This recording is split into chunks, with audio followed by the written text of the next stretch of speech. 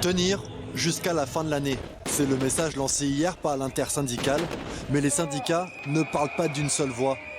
La CFDT, le syndicat majoritaire en France, refuse le jusqu'au-boutisme et demande une trêve pour les fêtes. La saison de Noël et ses lots de miracles. La SNCF et le gouvernement y croient et se veulent rassurants. Il y aura bien des trains à Noël, à condition d'avoir déjà réservé sa place. Il y aura des trains pour Noël. L'objectif est bien d'avoir le maximum de trains disponibles et de pouvoir permettre à plus de 50% des Français qui souhaitent se déplacer.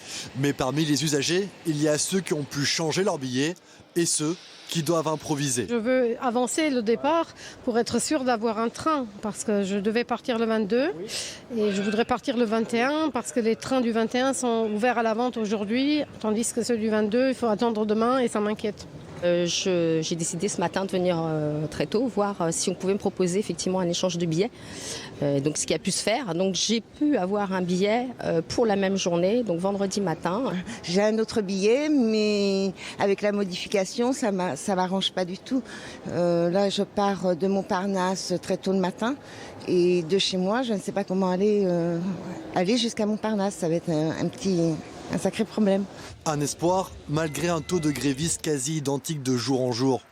Mais une base se radicalise et les blocages se multiplient. À Saint-Denis, un dépôt de bus a été bloqué. Une action illégale, mais soutenue par certains députés, comme Éric Coquerel de la France Insoumise. Et on va aller jusqu'au retrait. On veut le retrait total de cette réforme. Et on est prêt à faire Noël, Nouvel An sur nos piquets de grève et aller plus loin.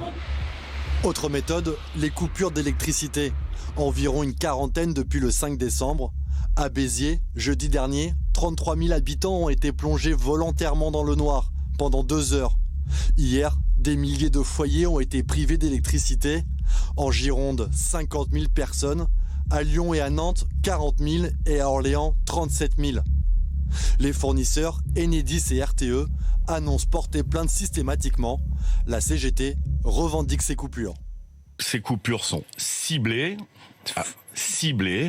Voilà. Après, il y a sûrement et limité l'impact sur les usagers. Premièrement, quand on coupe la préfecture, je ne sais pas si le bâtiment d'à côté n'est pas coupé. Bon, donc voilà. Transport, électricité et pétrole, les syndicats s'attaquent aussi aux raffineries. Le gouvernement tempère.